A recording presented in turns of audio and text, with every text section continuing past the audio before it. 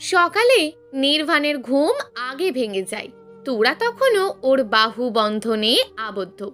তুরার ভেজা চুলগুলো এলোমেলো হয়ে ছড়িয়ে আছে। নির্বাণ এক আঙুল দিয়ে তুরার মুখের ওপর থেকে চুল সরিয়ে দেয়। মুখ নিচে নামিয়ে সারা মুখে ওষ্ঠ ছোঁয়ায়। বুকের সাথে আর একটু চেপে ধরতেই তুরার ঘুম হালকা হয়ে আসে। ছটফট করে নির্বাণের বুক থেকে মুখ তুলে তাকায়। নাইট ল্যাম্পের আলোয় স্পষ্ট দেখতে পাচ্ছে নির্বাণ ওর মুখের দিকেই তাকিয়ে আছে। লজ্জা পেয়ে দ্রুত আবারও মুখ গুঁজে দেয় নির্বাণের বুকে। নির্বাণ এক টানে নিচের উন্মুক্ত বুকের ওপর তুলে নিয়ে বলে, সারা রাত ধরে এত আদর করলাম, তারপরেও লজ্জা কমেনি? এখনো কাঁপাকাঁপি করছো দেখছি। লজ্জার কাঁপাকাঁপি কমানোর জন্য আরো আদর করতে হবে, বুঝতে পেরেছি। তুরা নির্বাণের বুকে মুখ গুঁজে রেখেই বলল, নিচে নামান আমাকে। কেন? আমি নামবো, কিন্তু আমি তো নামাবো না। এমন করেন কেন? কেমন করেছি? এখনো তো কিছুই করিনি, যা করার তো রাতেই করেছি। আমি ভেবেছিলাম আপনি ভালো মানুষ। আমি কখন বললাম যে আমি খারাপ মানুষ? তুরা আর কিছু বলে না। এই লোকের সঙ্গে কথাই পারা যাবে না। তুরা, আমার দিকে তাকাও। না। তাকাও। তুরা মুখ তুলে তাকায়। লজ্জায় চোখ মুখ পালাই পালাই করছে। নির্বাণ এক হাতে তুরার চুলগুলো পিছনে ঠেলে দিয়ে ধরে রাখে, আর এক হাত দিয়ে টেনে নিজের মুখের কাছে নিয়ে আসে। নির্বাণ কি করতে চাইছে বুঝতে পেরে দ্রুত নির্বাণের ঘাড়ে মুখ গুজে দেয়। দুই হাতে নির্বাণের গলা জড়িয়ে ধরে শক্ত করে। আর না। কি না? আপনি যা করতে চাইছেন। কি করতে চাইছি আমি? আমি জানি আপনি কি করবেন। আশ্চর্য, কি করব আমি? তুরা আবারও চুপ হয়ে যায়। নির্বাণ তুরাকে নিচে ফেলে নিজে তুরার উপরে উঠে যায়। জোর করে নিজের গলা থেকে তুরার হাত ছাড়িয়ে দেয়। তুরা দ্রুত কাত হওয়ার চেষ্টা করলে নির্বাণ ওকে ধরে রেখে ওপরে ভর ছেড়ে দেয়। এখন বলো, কি করব আমি? তুরা শুকনো ঢোক গিলে বলে, ঠোঁটে আর চুমু খাবেন না। নির্বাণ গা ঝাঁকিয়ে হেসে ওঠে। তুরার গাল টেনে বলে, আমি তো একটা কথা বলার জন্য তোমাকে টেনে মুখোমুখি করছিলাম। এখন তুমি যখন চাইছো তখন তো খেতেই হবে। এই না না। তুরা পরের কথাগুলো বলার আগে নির্বাণ ওষ্ঠজোড়া চেপে ধরে। বেশ কিছুক্ষণ পর ছেড়ে দিয়ে তুরার ঘাড়ে মুখ গুজে বলে, আমি একটু পর অফিসে যাব। ফিরতে ফিরতে রাত হবে বোধহয়। বিরানকে নিয়ে রাতে ফিরবো একেবারে। এখন আর তোমাকে উঠতে হবে না, ঘুমিয়ে থাকো। সারা রাত তো ঘুমাতে পারোনি। সারাদিন আমি একা একা থাকবো? দুপুর পর্যন্ত ঘুমাবে, আর আম্মু তো আছে। তুরা আর কিছু বলে না। শরীরে ব্যথা করছে এখনো? না না, ভার ভার লাগছে। ঠিক হয়ে যাবে, তুমি ঘুমাও, আমি যাই। লাঞ্চের সময় কল করব। তুরার ওপর থেকে উঠে বেড থেকে নেমে দাঁড়ায়। চুলগুলো হাত দিয়ে ঠিক করতে করতে ওয়াশরুমে প্রবেশ করে। ওর যাওয়ার পথের থেকে তাকিয়ে ব্ল্যাঙ্কেট দিয়ে নিজেকে ঢেকে নিয়ে চোখ বন্ধ করে নেয়। ঘুম পাচ্ছে ভীষণ। বদলোক সারা রাত একটুও ঘুমাতে দেয়নি। রাত জেগে খিদে পেয়ে গিয়েছিল। ভোর রাতে গোসল করার পর নির্বাণ কিচেনে গিয়ে দুজনের জন্য নুডলস রান্না করে নিয়ে এসেছিল। খেয়ে তারপর দুজনে ঘুমিয়েছিল ভোরে। নির্বাণ ওয়াশরুম থেকে বেরিয়ে দেখে তুরা ঘুমিয়ে গেছে আবার। অফিসে যাওয়ার জন্য একেবারে তৈরি হয়ে রুম থেকে বের হয় নাইট ল্যাম্প অফ করে। নিচে নেমে এসে দেখে ওর বাবা মা সোফায় বসে অপেক্ষা করছে ওর জন্য। মেরি চৌধুরী ছেলের দিকে তাকিয়ে বলেন, তুরা ঘুম থেকে ওঠেনি? উঠেছিল, ঘুমিয়ে গেছে আবার। খেতে চলো। মেরি চৌধুরী আর কিছু বলেন না, সোফা ছেড়ে উঠে দাঁড়ান। নির্বাণ হাতের ফাইল আর ল্যাপটপ সোফার ওপর রেখে বাবা মায়ের সাথে ডাইনিং টেবিলের দিকে এগিয়ে যায়। 9টার অধিক বেজে গেছে অলরেডি। তুরা 12টা নাগাদ ঘুম থেকে ওঠে। কৃত্রিম পা পড়ে নিয়ে বেড থেকে নেমে দাঁড়ায়। চুলগুলো হাত খোঁপা করতে করতে ওয়াশরুমে প্রবেশ করে। ফ্রেশ হয়ে আয়নার সামনে দাঁড়াতেই চোখ পড়ে নিজের ঘাড়ে গলায়।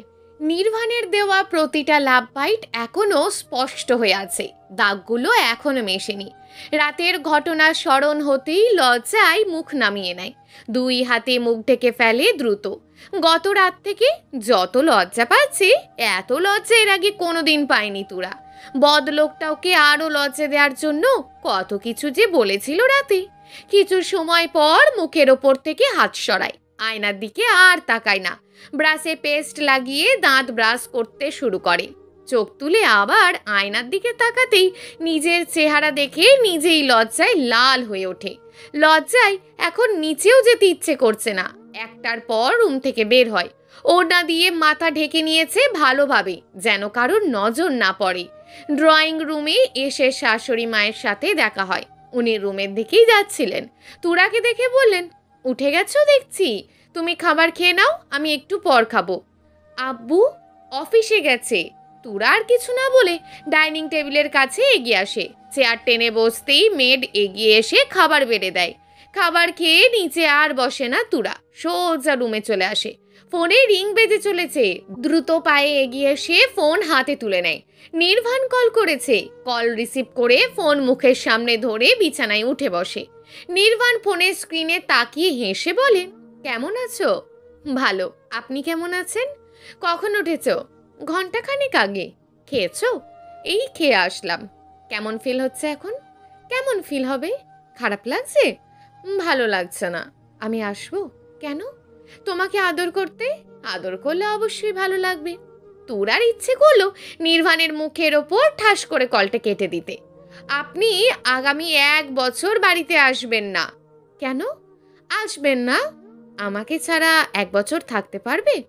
কেন থাকতে পারবো না? অবশ্যই পারবো। কিন্তু আমি তো পারবো না। আমি 1 রাতও তোমাকে ছাড়া থাকতে পারবো না। নির্বাণের বলার ধরন দেখে তুরার চোখে মুখে লজ্জা ছড়িয়ে পড়ে আবার। নির্বাণ তুরাকে লজ্জা পেতে দেখে বলে, এভাবে লজ্জা পেও না তো। তোমাকে এভাবে লজ্জা পেতে দেখলে রোম্যান্টিক মুড চলে আসে। তুরা কল কেটে দেয়। নির্বাণ হেসে আবারও কল করে। পরপর 2 বার রিং হয়ে কেটে যায়, রিসিভ করে না। নির্বাণ ভয়েস মেসেজ পাঠায়, কল রিসিভ করো, নয়তো আমি বাড়িতে চলে আসবো। বাধ্য হয়ে কল রিসিভ করে তুরা। নির্বাণকে কিছু বলার সুযোগ না দিয়ে নিজেই বলে, দুপুরে খেয়েছেন? খাবো একটু পর। তুরা বলার মতন আর কোনো কিছু খুঁজে পেল না। ফোনে কথা বলতে গেলে কথা ফুরিয়ে যায় দ্রুত। নির্বাণ নিজেই বলে, বিকেলে শাড়ি পরবে? কেন? শাড়ি পরলে অসম্ভব রকমের সুন্দর লাগে তোমাকে, দেখতেও বড় বড় লাগে। আমি শাড়ি পরতে পারি না। আচ্ছা সমস্যা নেই, আমি এসে পরিয়ে দেবো আবার। গতকালকের ঘটনা স্মরণ করে তুরা। দ্রুত দুদিকে মাথা নাড়িয়ে বলে, শাড়ি পরার দরকার নেই। তাহলে কিছুই পরার দরকার নেই। কল কেটে দিয়ে অফলাইন হয়ে যায় তুরা। নির্বাণ গা ঝাঁকিয়ে হেসে ওঠে। তুরা কি জানে ও লজ্জা পেলে ওকে কতটা আদুরে লাগে? লজ্জায় রাঙা তুরাকে দেখতে তো নির্বাণের ভীষণ ভালো লাগে। তাই তো ইচ্ছে করেই বারবার লজ্জা দেয়। এই ছোট মেয়েটার মধ্যে অদ্ভুত মায়া, নেশা আর জাদু আছে, যা নির্বাণকে ওর দিকে আকর্ষণ করে বারবার। তুরা ফোনের স্ক্রিনে থাকা নির্বাণের ফটোর দিকে তাকিয়ে থাকে। চোখের সামনেই লোকটা দিন দিন কিভাবে পরিবর্তন হয়ে যাচ্ছে। নির্বাণ আগে মোটেও এমন ছিল না। গুরুগম্ভীর নির্বাণ যে নিজেকে এভাবে পরিবর্তন করে ফেলবে তা অকল্পনীয়।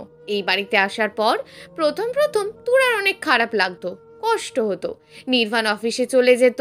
ভিরান কিন্ডারগার্টেনে 12টা পর্যন্ত তুরার স্বামী সন্তানের দেখা পেত না। মেরি চৌধুরী ওর কাছে থাকলেও তুরার মন ভালো হতো না। বাবার বাড়িতে ছুটে চলে যেতে ইচ্ছে করতো। বাবা মা ভাই 3 জনের কথা অনেক বেশি মনে পড়তো। ভিরান বাড়িতে ফিরে আসলে অত বেশি খারাপ লাগতো না।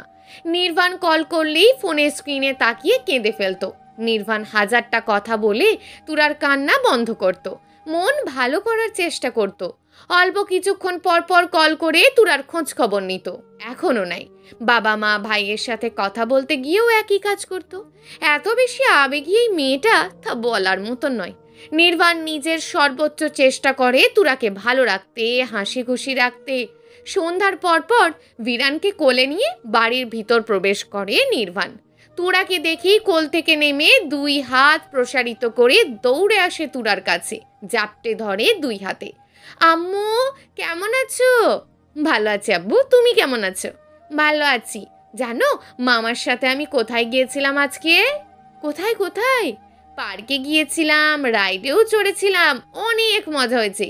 তুমি, আমি আর পাপা আগামীকালকে আবার যাব, অনেক মজা হবে। ছেলেকে টেনে কোলে তুলে চুমু খায় তুরা। ভিরান মায়ের গলা জড়িয়ে ধরে নিজেও চুমু খায়। ভিরানের গালের সাথে গাল টেকিয়ে তুরা বলে, তোমাকে আমি অনেক মিস করছিলাম আব্বু। আমিও তো করেছি। তাহলে আসোনি কেন আমার কাছে? কল করেছে বললাম চলে আসতে, আসলে না কেন? মামাই তো আসতে দেয়নি, বলল বিকেলে নিয়ে আসবে। পাপা, রুমে চলো, চেঞ্জ করতে হবে তো। বাবার কথা শুনে মায়ের কোল থেকে নেমে দাঁড়ায়। নির্বাণ তুরার দিকে তাকিয়ে চোখ দিয়ে ইশারা করে রুমে আসার জন্য। তুরা দেখেও না দেখার ভান করে বসে রইল। নির্বাণ সরু চোখে তাকিয়ে ছেলেকে নিয়ে রুমের দিকে এগিয়ে যায়। এখন রুমে আসছে না ভালো কথা, রাতে কি ওর হাত থেকে বাঁচতে পারবে? রাতে কোথায় পালাবে? সেই নির্বাণের বুকেই আসতে হবে। বেশ কিছুক্ষণ পর রুমে প্রবেশ করে তুরা। নির্বাণ শাওয়ার নিয়ে কোমরে টাওয়েল পেঁচিয়ে ওয়াশরুম থেকে বেরিয়ে আসে। ভিরান নিচে দাদা দাদির সাথে গল্প জুড়ে বসেছে। নির্বাণকে ড্রেস না পরে দাঁড়িয়ে থাকতে দেখে বলে, ড্রেস না পরে টাওয়েল পরে এভাবে ফ্যাশন শো করছেন কেন? বউকে দেখাচ্ছি আমি কত হ্যান্ডসাম, ভালোভাবে তাকিয়ে দেখো। এমন একটা হ্যান্ডসাম ছেলের সাথে তুমি এমন অবিচার করো কি করে? আমি আবার কি করলাম?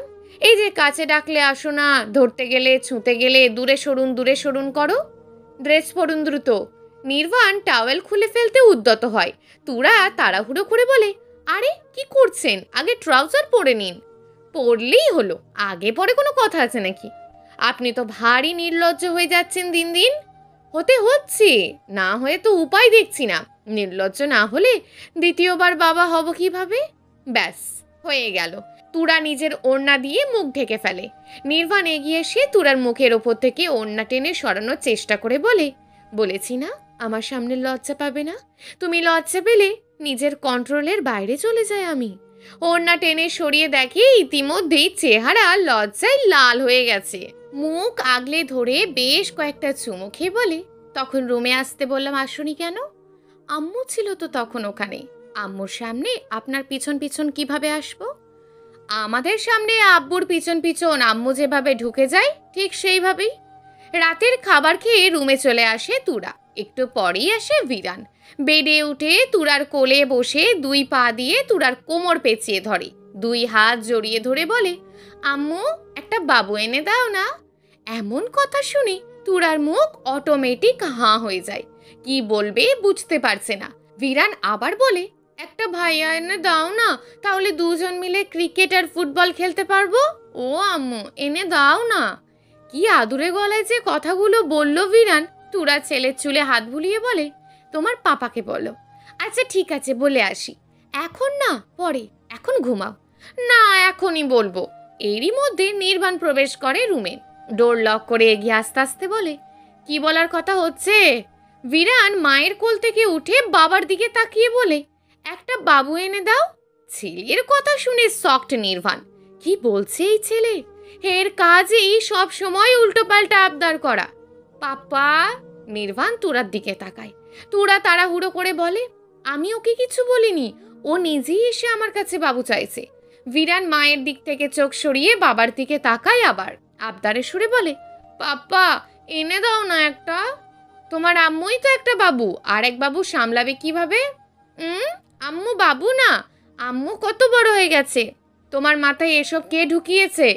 কেউ না, একটা ভাইয়া হলে আমরা দুজন ফুটবল আর ক্রিকেট খেলতে পারবো। তুমি আরও একটু বড় হও, সাথে তোমার আম্মু একটু বড় হোক। আমি বড় হয়েছি তো, আম্মুও বড় হয়ে গেছে। ভিরান সবসময় জেদ করবে না, তোমার আম্মু এখনো ছোট। 3 বছর পর ভাইয়া না হয় বোন এনে দেব। কথাই বলবো না তোমার সাথে। অভিমানে বাবার দিক থেকে মুখ ফিরিয়ে ঠাস করে শুয়ে পড়ে বালিশে। অভিমানী সুরে বলে, ওদের ভাই আছে, আমার ভাই নেই। ওরা ওদের ভাইয়ের সাথে খেলে, আমি খেলতে পারি না। আস্তে আস্তে বললেও তুরা আর নির্বাণ স্পষ্ট শুনেছে সব কথা। কাদের কথা বলছে ভিরান? দুজনের একজনও বুঝতে পারছে না।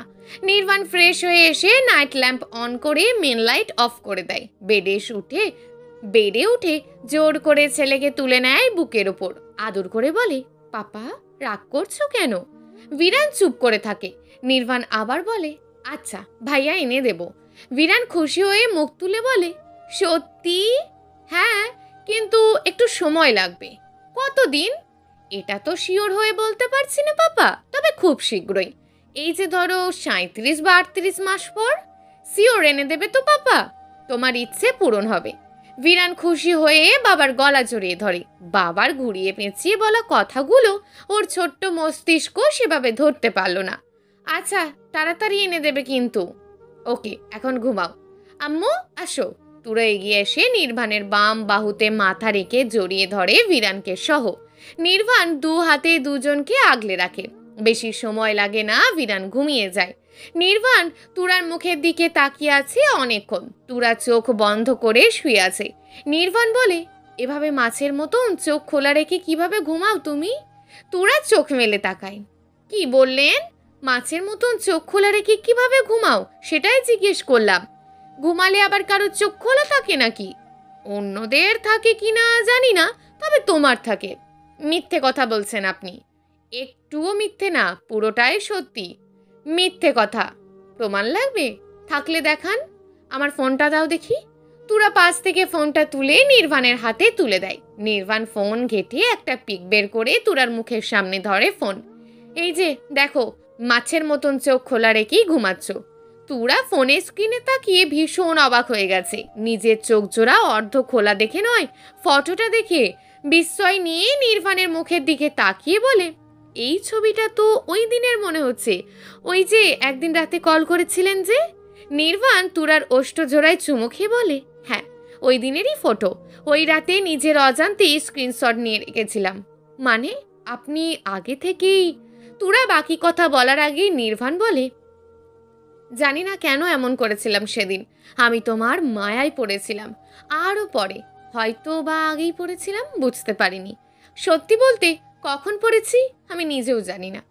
তুমি পুরোটাই মায়া, যেই মায়ায় আমাকে আবদ্ধ করে ফেলেছো আস্তে আস্তে। তুরা কথা না বলে নির্বাণের মুখের দিকে তাকিয়ে থাকে। নির্বাণ বিরানকে পাশে শুইয়ে দেয়, একটু দূরত্ব বজায় রেখে। ঘুরে তুরার ওপরে উঠে যায় সেকেন্ডের মধ্যে। এক হাতের ওপর ভর করে অন্য হাত দিয়ে তুরার গাল ছুঁয়ে বলে, এই যে মৎস্যকন্যা, জাদুকন্যা, মায়াবী রানী, যেই হও না কেন, আসো দুজনে রোম্যান্স করি। বিরান আছে, বিরান আছে, এই অজুহাত দিয়ে কোনো কাজ নেই। বিরান সকালের আগে আর ঘুম থেকে উঠবে না। বিরান কি বলল মনে নেই? বিরানের ভাই লাগবে আর আমারও আদর লাগবে। তুরাকে কিছু বলার সুযোগ দেয় না নির্বাণ। মুহূর্তেই দখল করে নেয় নরম গোলাপি ওষ্ঠজোড়া। একটু ছটপটিয়ে শান্ত হয়ে যায় তুরা। আবারও চার দেওয়ালের ভিতর ভালোবাসার গভীর সমুদ্রে হারিয়ে যেতে শুরু করে দুজন। নির্বাণের বুকের ওপর গভীর ঘুমে বিভোর হয় তুরা। নির্বাণ দুই হাতে জড়িয়ে ধরে আছে। তুরা ঘুমিয়ে গেলেও ঘুম আসছে না নির্বাণের দুই চোখে। ঘাড় ঘুরিয়ে বিরানের দিকে তাকায়। বিরানও গভীর ঘুমে বিভোর হয়ে আছে। তুরার গায়ে ঠেলা দিয়ে ডেকে ওঠে মৃদু স্বরে। কয়েকবার ডাকার পর চোখ মেলে তাকায় তুরা। মুহূর্তেই আবারও চোখ বন্ধ করে নিয়ে ঘুম জড়ানো করায় বলে, কি হয়েছে, ডাকছেন কেন? ওঠো। তুরা নির্বাণের বুকের উপর থেকে সরে যাওয়ার চেষ্টা করলে নির্বাণ বলে, এখান থেকে উঠতে বলিনি, ঘুম থেকে উঠতে বলেছি। কেন? নির্বাণ ঘুরে তুরাকে নিচে ফেলে নিচে ওপরে উঠে যায়। ঘাড়ে মুখ গুজে বলে, আবার আদর করব। বিরানের ডাকে ঘুম ভাঙে নির্বাণের। বুকের ওপর থাকা ছেলের মুখের দিকে তাকিয়ে ঘুম জড়ানো গলায় বলে, কি হয়েছে পাপা? বাথরুমে যাব। নিজের বাহুর ওপর থাকা তুরার মাথা আলগোছে সরিয়ে দিয়ে ছেলেকে নিয়ে বেড থেকে নেমে দাঁড়ায়। দ্রুত পায়ে প্রবেশ করে ওয়াশরুমে। গোসল করে ঘুমিয়েছিল ঘন্টাখানেক আগে। এখন ঘুম জেঁকে বসেছে দুই চোখে। বিরানকে ফ্রেশ করিয়ে নিজের হাত মুখ ধুয়ে নেয়। রুমে এসে নিজের আর ছেলের হাত মুখ মুছিয়ে রুম থেকে বের হয়। ড্রয়িং রুমে এসে মেয়েটকে ডেকে বিরানের খাবার রেডি করতে বলে সোফায় বসে। নওশাদ চৌধুরী বাহির থেকে বাড়ির ভিতরে প্রবেশ করেন। সোফার দিকে এগিয়ে আসতে আসতে নাতিকে উদ্দেশ্য করে বলেন, দাদু ভাই, আজ এত দ্রুত ঘুম থেকে উঠে গেছো? হ্যাঁ। তুমি কোথায় গিয়েছিলে দাদা ভাই? হাঁটতে। গাড়ি থাকতে তুমি রোজ হাঁটতে যাও কেন? নির্বাণ ছেলের কথা শুনে মুচকি হাসে। নওশাদ চৌধুরী নিজেও হেসে বলেন, তোমার পাপা যেই কারণে দৌড়াতে যায় সেই কারণে। তাহলে তুমিও দৌড়াবে? তোমার পাপার মতন অত এনার্জি আমার নেই। পাপা অলস হয়ে গেছে, এখন আর দৌড়াতে যায় না বেশি। সকালে না গেলে রাতে তো যায় পাপা। তোমার পাপা কখনোই অলস ছিল না, এখনো হয়নি। কথা বলার মাঝেই নওশাদ চৌধুরী আর নির্বাণকে চা কফি দিয়ে যায় মেডেসে। বিরান কিন্ডারগার্টেন থেকে ফিরে আসে। বাড়ির ভিতর প্রবেশ করে মায়ের দিকে তাকিয়ে ডাকতে ডাকতে দৌড়ে আসে দুই হাত প্রসারিত করে। তুরা নিজেও 2 হাত প্রসারিত করে ছেলেকে আগলে নেয়, কোলে তুলে চুমু খায় সারা মুখে। বিরান নিজেও মায়ের সারা মুখে চুমু খায়, গলা জড়িয়ে ধরে বলে, আম্মু আমি আজকেও ক্লাস টেস্টে ফার্স্ট হয়েছি। আমার ছেলে তো গুড বয়, ফার্স্ট তো হতেই হবে, সোনা ছেলে আমার। কথাগুলো বলেই আবারও চুমু খায়। মেরি চৌধুরী দুজনের দিকে তাকিয়ে বলে, শুধু একে অপরকেই আদর করো, আমাকে করতে হবে না, আমি তো কেউ হই না। বিরান কপাল ভুরু কুচকে দাদুর দিকে তাকিয়ে আছে। মেরি চৌধুরী গম্ভীর হয়ে আছেন, তোরা মুচকি মুচকি হাসছে, সাথে নওশাদ চৌধুরীও। বিরান দাদিকে বলে, দাদু তুমি দিন দিন হিংসুটে হয়ে যাচ্ছ। আমি হিংসুটে হয়ে যাচ্ছি? হ্যাঁ। মেরি চৌধুরী মুখ ফিরিয়ে নেন অন্যদিকে। দেখে মনে হবে রাগ করে মুখ ফিরিয়ে নিয়েছেন, কিন্তু হাসি চেপে রাখতেই মুখ ফিরিয়ে নিয়েছেন। বিরান মায়ের কোল থেকে নেমে দাদির কাছে আসে, কোলে উঠে চুমু খায়, নিজেকেও দিতে বলে গাল দেখায়। দাদার দিকে তাকিয়ে বলে, দাদা ভাই এখন তুমি দাদু ভাইকে আদর করো। নাতির কথা শুনে নওশাদ চৌধুরীর কাশি উঠে যায়। দ্রুত পায়ে প্রস্থান করেন। এখানে আর কিছু সময় থাকলে ছেলের বউয়ের সামনে মান সম্মান চাঙ্গে তুলে দেবে নাতি। মেরি চৌধুরীও লজ্জা পেয়ে গেছেন। তুরা চোরা চোখে শ্বশুর শাশুড়ির দিকে তাকায়। ছেলের কথা শুনে ও নিজেও লজ্জা পেয়ে গেছে। সোফা ছেড়ে উঠে বিরানকে নিজের কোলে তুলে নিয়ে বলে, আব্বু রুমে চলো, চেঞ্জ করে খেতে হবে। দাদা ভাই তো দাদুকে আদর দিল না আম্মু। একদম চুপ, রুমে চলো। তুরা দ্রুত পায়ে রুমের দিকে এগিয়ে যায়। এই ছেলে কবে যেন দাদা দাদির সামনে বাবাকে বলে বসে, পাপা আম্মুকে আদর দাও। পরের কথা আগে ভেবে তুরা এখনই লজ্জায় শেষ। ছেলের মুখ থেকে এই আদর করাটা কিভাবে দূর করবে? ছেলের কাছ থেকে বাবাও আদর বলা শিখে গেছে। রুমে এসে বিরানকে চেঞ্জ করিয়ে ফ্রেশ করায়। ওয়াশরুম থেকে বের হতেই ফোন বেজে ওঠে। বিরান দৌড়ে আসে ফোনের কাছে, হাতে নিয়ে দেখে বাবার ছবি জলজল করছে স্ক্রিনে। আম্মু পাপা কল করেছে, রিসিভ করো। বিরান রিসিভ করে। নির্বাণ রোজ নিয়ম করে এই সময় কল করে। পাপা আমি চলে এসেছি। পাপা কি করছো এখন? এই তো ফ্রেশ হলাম।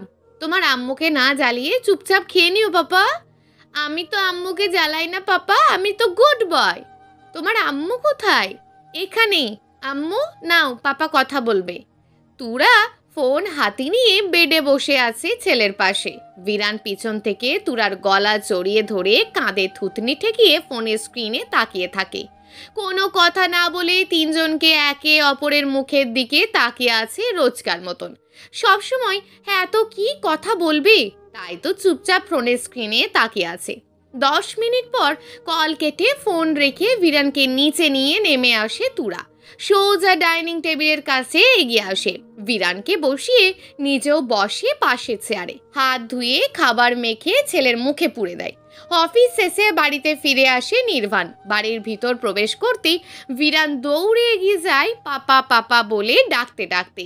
নির্বাণ ঝুঁকে ছেলেকে কোলে তুলে নেয়। বিরান বাবার গলা জড়িয়ে ধরে কাঁধে মাথা রাখে। বাবাকে ছেড়ে থাকতে ইচ্ছে করে না, আবার মাকেও ছেড়ে থাকতে ইচ্ছে করে না। একজনের কাছে থাকলে আরেকজনকে মিস করে। বিরান চায় বাবা মা সব সময় একসাথে থাকুক ওর সাথে। দুজনকেই একসাথে চাই ওর। তুরা সোফা ছেড়ে উঠে এক মগ কফি নিয়ে রুমের দিকে এগিয়ে যায়। কফির জন্যই বসেছিল এতক্ষণ। রুমে এসে দেখে দুই বাপ বেটা কথা বলছে। আম্মু চলে এসেছে পাপা। নির্বাণ ঘাড় ঘুরিয়ে তাকায়। তুরার দিকে শীতল দৃষ্টিতে তাকিয়ে থাকে কিছু সময়। তুরা কপালে ভুরু নাচিয়ে ইশারায় জিজ্ঞেস করে, কি হয়েছে? নির্বাণ মাথা নাড়িয়ে, কিছুই হয়নি। কাছে এসে কফির মগ নির্বাণের দিকে এগিয়ে দেয়। নির্বাণ ছেলেকে বেডের ওপর দাঁড় করিয়ে কফির মগ হাতে নেয়। পাপা ওই দেখো কি একটা। বিরান ঘাড় ঘুরিয়ে পিছনে তাকায় জানালার দিকে। সুযোগের সদ্ব্যবহার করে নির্বাণ টুস করে তুরার গালে চুমু খায়। কিছু তো নেই পাপা, চলে গেছে। তুরা গালে হাত দিয়ে দুই বাপ বেটার মুখের দিকে তাকিয়ে থাকে। নির্বাণের চেহারা দেখে মনে হচ্ছে কিছুই করেনি। কফির মগে চুমুক দিতে দিতে বেডে বসে।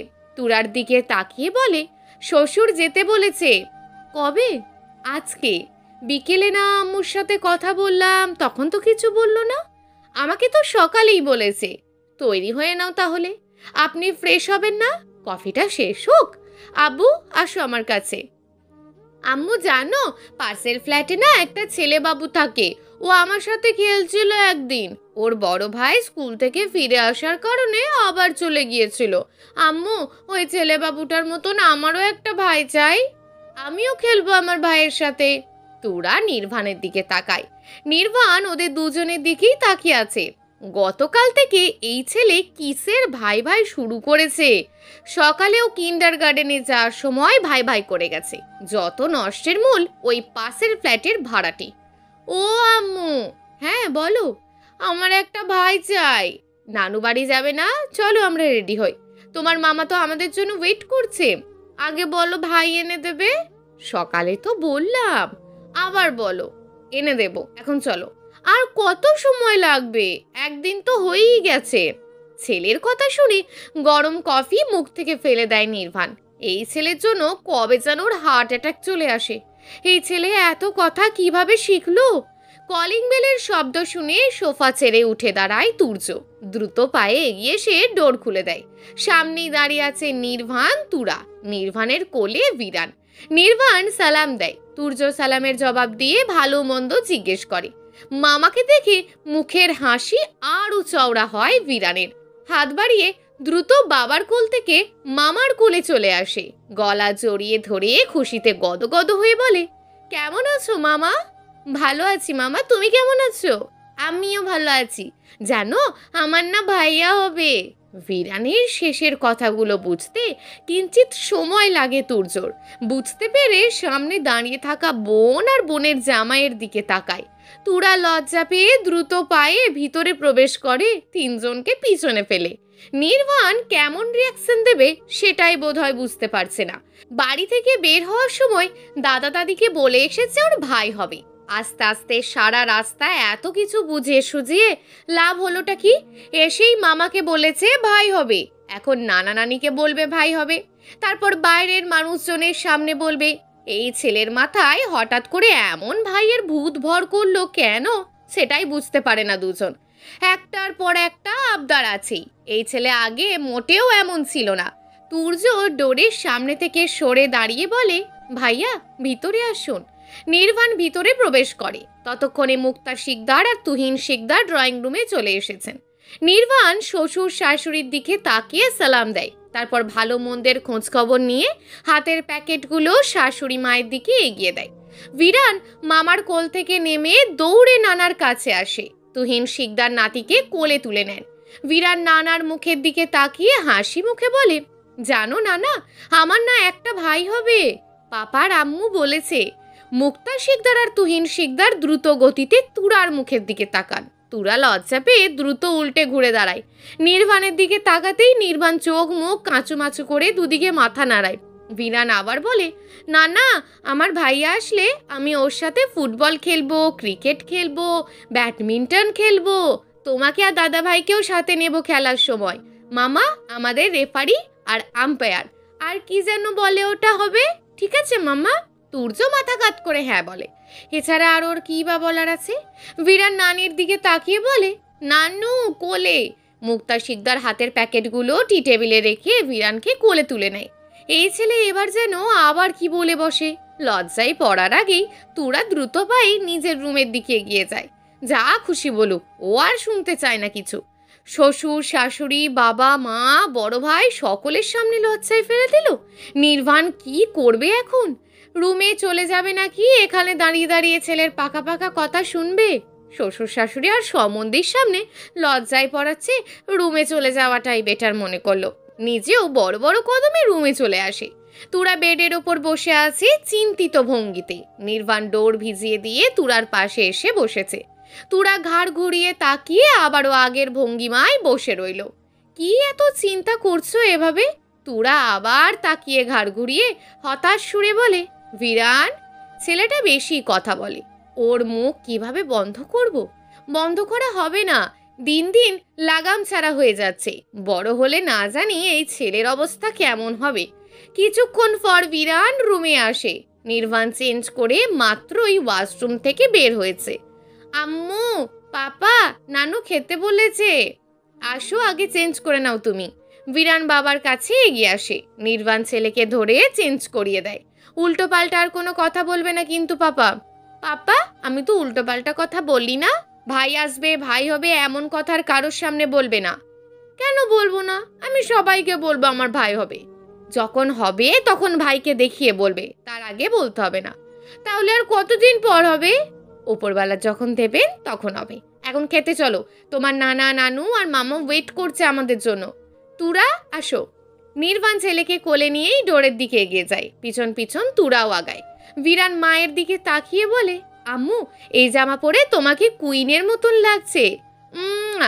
ফ্লাইং কিস ছুড়ে দেয় মায়ের দিকে। তুরা হেসে বলে, 3 পিস পরলে কাউকে কুইনের মতন লাগে? তোমাকে লাগে। তুরার চোখে মুখে আরো বেশি হাসি ছড়িয়ে পড়ল।